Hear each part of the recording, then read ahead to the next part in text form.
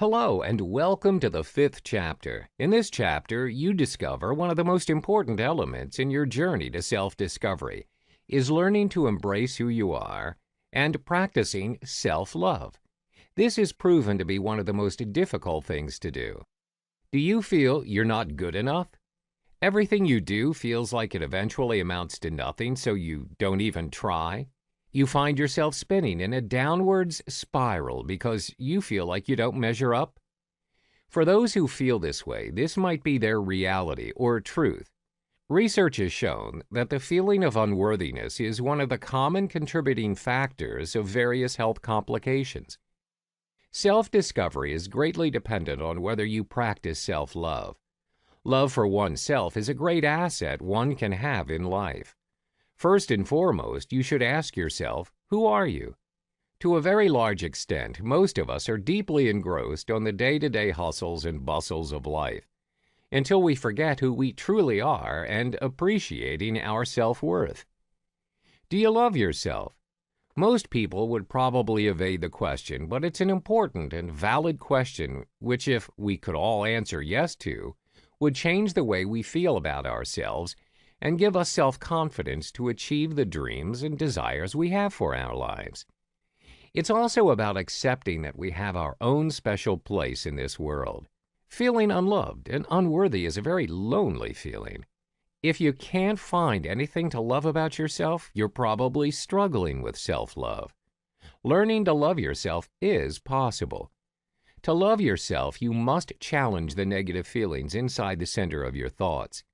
We must acknowledge that our self-worth and self-acceptance are about the person we are, the person we are comfortable being around when everyone else has left and we're alone. We must realize by the end of the day, we are all we have. The first step to self-love is to take the time to sit and write all the things there is to love about yourself. Be honest as possible. Do not let toxic thoughts hinder the process. Do these 5 simple things every day, and you'll find yourself thinking very differently. 1. Write down positive qualities you possess and read them aloud to yourself often. 2. Learn to self-care and do something every day that you enjoy. You deserve it. 3. Look in the mirror and learn to love the person looking back at you and tell him or her every day that they are loved and why.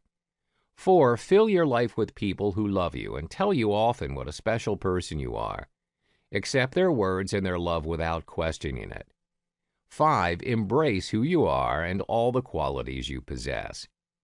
Another important step to take is to identify what are the things others do for you that make you feel loved. Do you like to have people give you special gifts or to send you cards and messages assuring you that you are loved and appreciated? Maybe you're the type of person who appreciates a hug as a way of feeling loved or really enjoy spending time with your spouse or best friend. The way we give love to others is often indicative of the way we want to be loved ourselves. Most couples enjoy expressing their love to each other. However, many of us have yet to learn a golden lesson. Often what makes us feel loved is different to the way others give and receive it. Learning what makes our spouse or children feel loved is the key to experiencing deep, passionate relationships. We all enjoy being told that we are loved, but for some people, the spoken word isn't enough. Telling your spouse or child you love them but never following up with the things that make them feel loved can create feelings of confusion and concern in even the best of relationships. Learning to recognize the things that make us feel loved and then identifying what the significant people in our lives need to feel loved is a beautiful self-growth adventure that will improve the relationship. It takes a little time and effort to learn how to do this, yet as we learn and use this simple technique, our relationships can be transformed.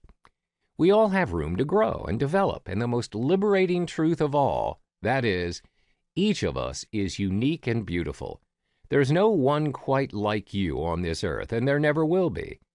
Once we accept this, we can then focus on ways to improve ourselves. Without appreciating this perspective, it feels as if we are constantly striving to find self-acceptance externally instead of willingly and wholeheartedly accepting ourselves for who we are. This creates an unhealthy dependency on external validation.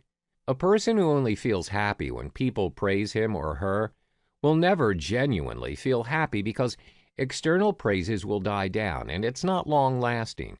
People can't be praising us 24 hours, 7 days a week. An old African proverb reminds us if there are no enemies within, then no external enemies can cause harm or hurt. This means that if we are at peace with ourselves, then whatever events or occurrences that are perceived to be bad and negative will not affect us unless we allow it to. Always remember, you're worth it. Embrace all your strengths and weaknesses, as those qualities make you unique and who you really are. Thank yourself for bringing you this far in life, regardless of the outcome, because you know what? You're still alive.